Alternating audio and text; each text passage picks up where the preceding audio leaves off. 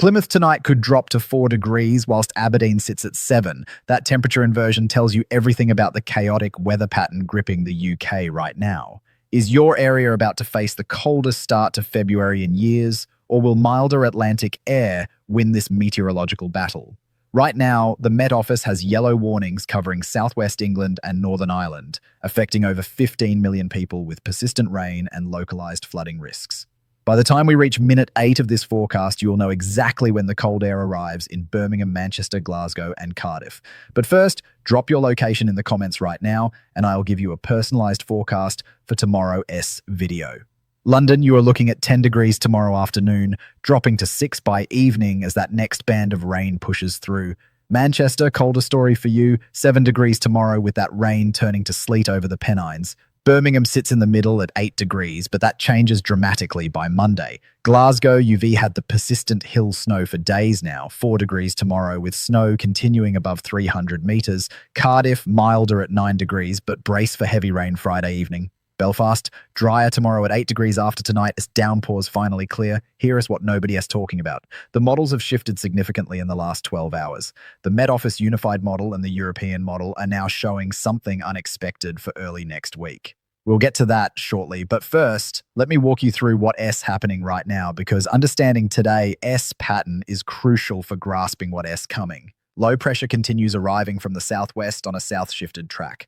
That meteorological speak for Atlantic systems taking an unusual route, bringing rain rather than pushing further north as they typically would. This morning, S-band of rain moved into northern England and southern Scotland, bumping into that stubborn cold air lingering across eastern areas. The result? Snow, initially above 100 metres, but that snow level has been rising through the day.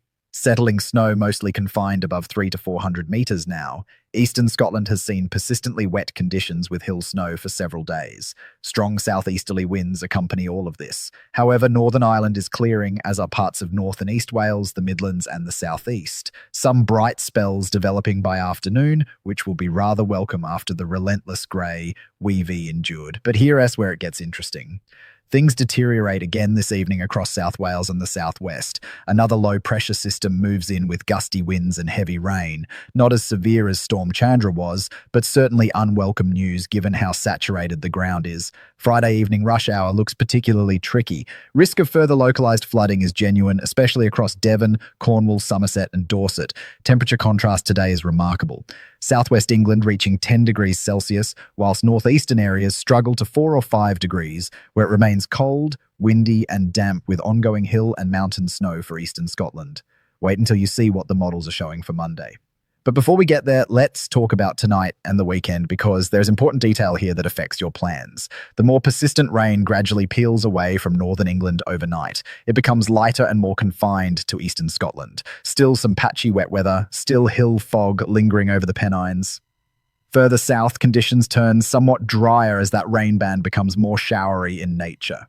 Gusty winds continue, making it a blustery night in places. Further heavy downpours running along the south coast. Northern Ireland turns drier, albeit remaining cloudy. With extensive cloud cover and a breeze overnight, we are looking at generally frost-free conditions, even if it remains fairly cold in the northeast. Not as cold as continental Europe, of course, where temperatures are plummeting well below freezing. Some areas approaching minus 20 degrees Celsius.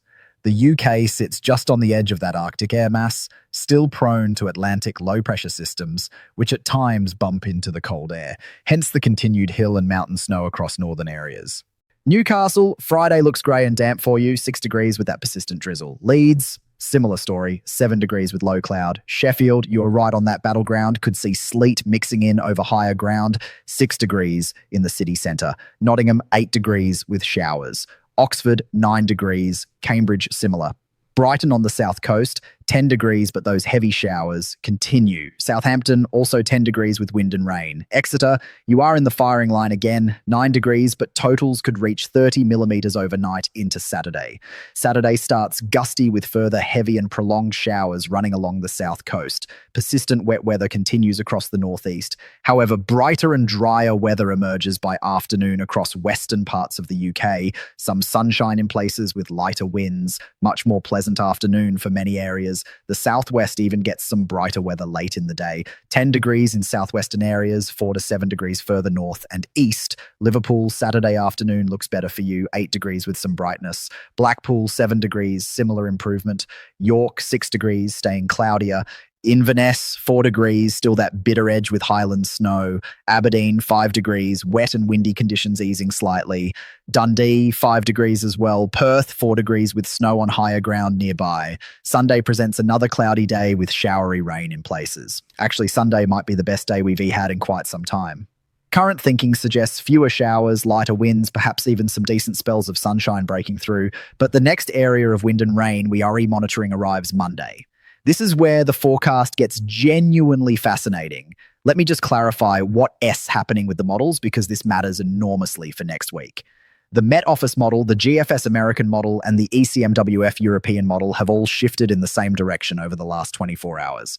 They are increasingly confident that early February brings a colder pattern. Not definitive cold, but definitely colder than this week. Here's why. A blocking high-pressure system looks likely to build to our north around the 7th, 8th, or 9th of February. When that happens, winds shift easterly or northeasterly, pulling air directly from Scandinavia and western Russia rather than the Atlantic. Those are much colder air masses. Currently, we are in a battleground scenario where mild Atlantic air fights Arctic air. Generally, the milder air has won, which is why most areas have seen rain rather than snow, despite temperatures hovering just a few degrees above freezing. But next week, the battleground shifts, the cold air gains ground. The UK model is actually showing this happening as early as Monday evening. Look at what that means for specific locations. Monday starts with a bit of an easterly flow developing, temperatures drop noticeably, then another low pressure system approaches from the southwest. This is crucial. When that milder air from the southwest bumps into colder air that is already established across the UK, we get snow. Not everywhere, but across a wider area than we've seen recently. The UK model shows moderate to low-lying snow across the Midlands and Wales as that system moves through Monday night into Tuesday. Actually, I should be more precise about the uncertainty here. The exact track of that Monday low determines everything. If it tracks 50 miles further south, southern England sees rain, whilst the Midlands and North get significant snow. If it tracks 50 miles further north, the Midlands get rain, while Scotland gets heavy snow. That's why tomorrow's model runs are so important. We'll have a clearer picture by then. Swansea, you are right in that uncertainty zone for Monday. Could be rain at 8 degrees, could be wet snow at 3 degrees. Bangor, similar situation, possibly 4 degrees with sleet. Wrexham, inland location means you re-colder, likely seeing snow if this plays out. Stoke-on-Trent, Monday night could bring snow, temperatures around 2 degrees. Derby, same story. Leicester, Coventry, Worcester, all in that zone where Monday night turns wintry if the cold air wins. Preston, Lancaster, Carlisle up in the northwest, you are looking colder regardless. 3 to 5 degrees Monday with wintry showers possible. Middlesbrough, Sunderland along that northeast coast, 4 degrees Monday, definitely staying on the cold side. Durham, similar conditions. Now, there's one detail that concerns me most about next week. It's not just that it gets colder, it is how quickly it could get colder. The ECMWF model shows quite a brisk easterly flow developing by Tuesday and Wednesday. When easterlies are brisk rather than gentle, they pull continental air across faster. That means temperatures can drop several degrees in just hours. Upper air temperatures, the actual air mass temperature at 1.5 kilometers altitude, could reach -3 or -4 degrees Celsius across many areas by Tuesday afternoon. At ground level, that translates to daytime highs struggling to reach 1 or 2 degrees across the Midlands northwards by Tuesday afternoon, and that during the daytime. Overnight lows drop below freezing widely. Suddenly, we are not talking about a mild late January pattern anymore. We are talking about proper winter conditions returning. Hang on, let me check the latest ensemble data because this shows probability rather than just one model solution. The ECMWF ensemble, which runs 51 different versions of the forecast, shows approximately 60% of members bringing significantly cold air by the 8th to 12th of February. Some of those members show very cold conditions, mean temperatures 10 degrees or more below average. Not all members agree, which is why uncertainty remains, but the trend is clear. Cold is increasingly likely. Bristol, Reading, Swindon, across the south, you typically avoid the worst of cold snaps, but next week looks different. Even you could see daytime highs of just 5 or 6 degrees by midweek with overnight frost. Bournemouth, Portsmouth along the south coast, slightly milder at 7 or 8 degrees, but still noticeably colder than recently. Luton, Peterborough, Norwich, across East Anglia, you are exposed to easterly winds, which makes you particularly vulnerable to this pattern. 3 to 5 degrees by Tuesday, biting wind, making it feel sub-zero at times. Ipswich, Colchester, same situation. Canterbury, Dover, Folkestone along the Kent coast. Easterlies funnel through that gap, bringing raw conditions. 4 degrees Tuesday, feels like -2 in the wind. The Channel Islands, Jersey and Guernsey, even you see temperatures drop to 7 degrees by Tuesday. The Isles of Scilly, typically so mild, could dip to 8 degrees. For you, that's genuinely unusual. For those of you in Wales, beyond the areas I've mentioned, Aberystwyth on the coast, 8 degrees Monday dropping to 5 by Tuesday. Brecon in the mountains, 2 degrees Tuesday with snow likely at your elevation. Landrin Dodwells, similar situation. Carmarthen, 6 degrees Tuesday. Northern Ireland beyond Belfast. Derry sees 6 degrees Monday, 4 degrees Tuesday, with easterlies bringing a harsh feel. Newry, Armagh, Enniskillen, all around 4 or 5 degrees Tuesday, possibly snow showers from the Irish Sea. Scottish locations I haven't covered yet. Stirling, 3 degrees Tuesday, snow showers. Oban on the west coast, typically milder, but even you drop to 5 degrees. Fort William, 2 degrees, heavy snow in the mountains. Thurso and Wick up in the far north, 4 degrees, exposed to bitter northeasterlies. The Hebrides, Stornoway at 6 degrees. Orkney and Shetland at 5 degrees, all feeling raw in strong winds. If there's one thing to take away from this forecast, it's this. We're reapproaching a pattern shift. The relentless Atlantic wet weather of the past weeks is giving way to something colder and potentially snowier. Not everywhere sees snow and not continuously, but the risk increases markedly from Monday onwards and remains elevated into the second week of February. This is where uncertainty actually helps you prepare. Because we can be certain exactly when the coldest air arrives or how long it lasts, you should prepare for various scenarios. Have warm clothing ready, check your heating works properly. If you drive, ensure you have de-icer and a scraper. These aren't dramatic preparations, just sensible precautions for what looks increasingly likely. Remember, we're still in the coldest period of the year statistically. Late December through mid-February represents the climatological winter minimum. Solar radiation remains low, nights are still long. When Arctic air does establish itself at this time of year, temperatures drop away rapidly. We saw this repeatedly in past years. 2018, the beast from the east. 2010, that prolonged cold December. Even modest cold pushes can bring disruptive snow at this time of year. The models haven't been perfect this week, I'll acknowledge that. They suggested colder conditions earlier in the week that didn't fully materialize. The jet stream and low pressure systems proved stronger than anticipated, keeping milder air dominant. But the difference now is the blocking high to the north. When that establishes itself, the jet stream gets forced southwards and our weather source changes from Atlantic to continental. That is a fundamental pattern change, not just a temporary cold shot. Tomorrow's model runs clarify Monday's snow risk. Do check back because depending on what they show, I'll give you county by county detail on snow timing and amounts.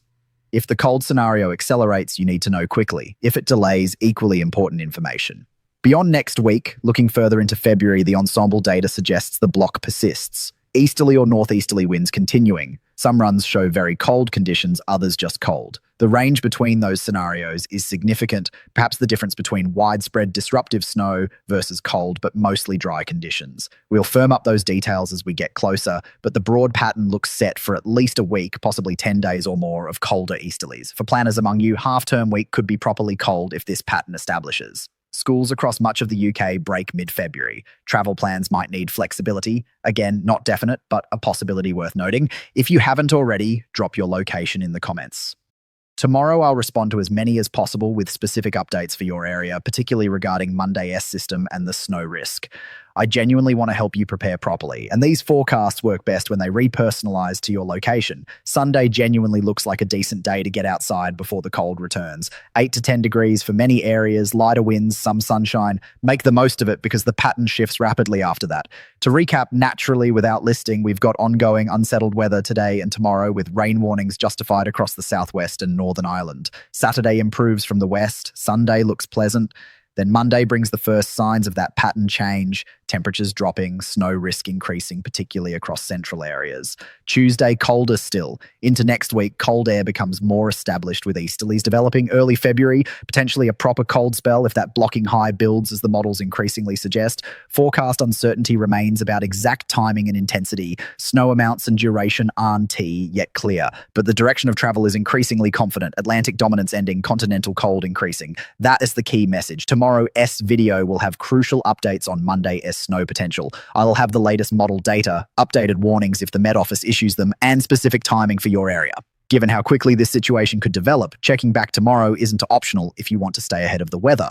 Thank you for watching, and especially thank you for engaging in the comments. Your questions and reports from around the country genuinely help build a better picture of what's actually happening versus what the models show.